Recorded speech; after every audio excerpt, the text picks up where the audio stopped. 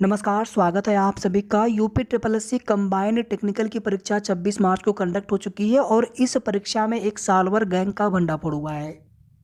वहीं आगे बात करेंगे यूपी लेखपाल भर्ती में। आज Allahabad high court division bench में मामला लगा हुआ था, सुनवाई समाप्त हो चुकी है। सबसे पहले यहाँ पर देखिए आप, यूपी ट्रिपल एससी परीक्षा में साल भर गैंग का भंडाफोड़, 8 गिरफ्तार। कानपुर में पकड़े गए 4 परीक्षार्थियों में 2 लखनऊ के भी शामिल। यूपी ट्रिपल एससी की सम्मिलित तकनीकी सेवा 2016 की परीक्षा में नकल कराने वाले साल भर गैंग का भंडाफोड़ किया है। कॉलेज में छापा मारकर 3 साल भरों 4 परीक्षार्थियों और सहायक प्रबंधक को गिरफ्तार किया है। इनके पास से नकल कराने की सामग्री 3 लाख की नकदी भी बरामद हुई है। यानी कोई भी परीक्षा हो, धांधली करने वाले, नकल करने वाले कोशिश करते हैं और पकड़े भी जाते हैं। इससे कहीं ना कहीं जो मेहनत करने वाले अभ्यर्थी होते हैं उनको निराशा होती है। फिलहाल में देखिए, इसमें जब तक आयोग की तरफ से ऑफिशियली कोई ऐसी घोषणा नहीं की जाती है उनकी तरफ से, या उनकी तरफ से कोई ऐसा स्टेटमेंट नहीं आता है कि हाँ परीक्षा में धांधली हुई है या फिर कोई इसमें पेपर लीक हुआ है, क्योंकि इसमें साल भर पकड़े गए हैं उन परीक्षार्थियों के, उन अभ्यर्थियों की पहचान की जाएगी, उनको परीक्षा से या इस भर्ती से उन्हें बाहर किया जाएगा। बाकी परीक्षा दोबारा से कराए जाने आदि जैसी कोई भी चीज़ें फिलहाल में नहीं है। ऑफिशियल आंसर की का वेट करना होगा। बाकी हमने आंसर की ऑलरेडी आप सभी को प्रोवाइड करा दी है। इसके आगे बात करेंगे यूपी ट्रिपल एससी लेखपाल भर्ती में संशोधित आंसर की आने की बात से कुछ प्रश्नों को लेकर के आपत्ति किया गया। हाई कोर्ट लखनऊ बेंच में और इलाहाबाद हाई कोर्ट दोनों ही जगह याचिका पड़ी है।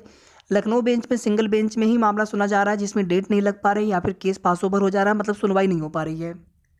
मामला आगे सुना जाएगा। वहीं आज की डेट में इलाहाबाद हाई कोर्ट के डिवीजन बेंच में मामला सुना गया है और सिंगल बेंच का जो जजमेंट है उज्ज्वला वाले प्रश्न में, उसी को लेकर के आपत्ति की गई है, क्योंकि उसमें आप सभी जानते हैं कि जो 2 ऑप्शन और अन्य जिन भी अभ्यर्थियों के द्वारा टिक किया गया था उनको कोई फ़ायदा, कोई बेनिफिट नहीं मिला। तो आज की सुनवाई में न्यायालय की तरफ से या तो कॉमन अंक या तो प्रश्न डिलीट, इन दोनों में से किसी एक पर फैसला आ सकता है। लेकिन सरकारी अधिवक्ता के द्वारा समय मांगा गया है थोड़ा सा, और 11 अप्रैल की डेट लगी है, तो उम्मीद है कि 11 अप्रैल को मामला फाइनल हो जाना है। अब इसमें देखिए, अगर कॉमन अंक मिलता है या फिर प्रश्न डिलीट होते हैं तो किनको फ़ायदा होगा, किनको नुकसान होगा। सबसे पहले कॉमन अंक पर चर्चा कर लेते हैं। कॉमन अंक मिलने पर जिन अभ्यर्थियों ने ऑप्शन ए किया होगा, मतलब उज्ज्वला वाला ऑप्शन किया होगा, उन्हें तो कोई फ़ायदा नहीं होगा। लेकिन जिन अभ्यर्थियों ने इसके अलावा बाकी के 3 ऑप्शन किए होंगे उनको 1.25 नंबर का फ़ायदा होगा। और जिन अभ्यर्थियों ने इस क्वेश्चन को अटेम्प्ट ही नहीं किया होगा उनको 1 नंबर का फ़ायदा होगा। यानी कॉमन नंबर मिलने की दशा में जिन्होंने उज्ज्वला वाला ऑप्शन किया होगा उन्हें कोई फ़ायदा नहीं मिलेगा, क्योंकि ऑलरेडी उनको उसके अंक मिल चुके हैं आयोग के ऑफिशियल आंसर की से।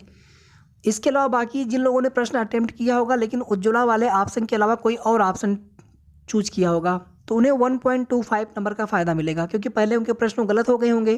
तो नेगेटिव मार्किंग भी जोड़ लीजिए आप, 1.25 नंबर का फ़ायदा होगा।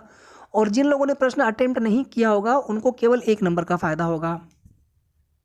और अगर प्रश्न यहाँ पर डिलीट होते हैं, उस स्थिति में जिन अभ्यर्थियों को 1 अंक मिला हुआ है उज्ज्वला वाले ऑप्शन की वजह से, तो उन अभ्यर्थियों को 1 अंक का नुकसान होगा,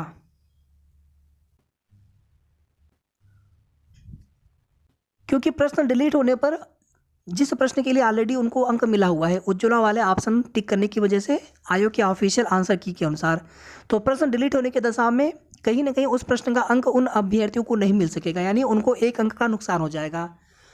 बाकी के 3 ऑप्शन जिन अभ्यर्थियों ने किए होंगे उनके वो ऑप्शन गलत हो गए हैं आयोग के ऑफिशियल आंसर की से, तो प्रश्न डिलीट होने की दशा में उनको 0.25 अंक का फ़ायदा मिलेगा, 0.25 अंक का फ़ायदा मिलेगा। और जिन अभ्यर्थियों ने प्रश्न अटेम्प्ट ही नहीं किया होगा उन्हें कोई फ़ायदा नहीं, ना ही कोई नुकसान। यानी प्रश्न डिलीट होने पर जिन अभ्यर्थियों के प्रश्न पहले सही थे उनको 1 अंक का नुकसान होगा, जिन अभ्यर्थियों के प्रश्न गलत हो गए थे उनको 0.25 अंक का फ़ायदा होगा, और जिन अभ्यर्थियों ने प्रश्न अटेम्प्ट नहीं किया होगा उनको ना कोई फ़ायदा ना कोई नुकसान। तो यहाँ पर कॉमन अंक और प्रश्न डिलीट होने की दशा में किनको फ़ायदा, किनको नुकसान और कितने नंबर का, कितने अंक का हो सकता है, तो यहाँ पर उम्मीद करते हैं कि आपको सारी चीज़ें समझ में आ गई होंगी। अब अगर देखिए आगे यहाँ पर अप्रैल में कोर्ट केस वाला अगर प्रकरण समाप्त हो जाता है तो उसके बाद फिर आपका रिजल्ट बहुत जल्द डिक्लेयर कर दिया जाएगा आयोग की तरफ से। लेकिन अप्रैल में ये मामला हो जाए फाइनल। हालांकि आज डिवीजन बेंच में सरकारी अधिवक्ता के माध्यम से जो समय लिया गया है तो कहीं ना कहीं नेक्स्ट डेट पर पूरी उम्मीद है कि मामला फाइनल हो जाना है।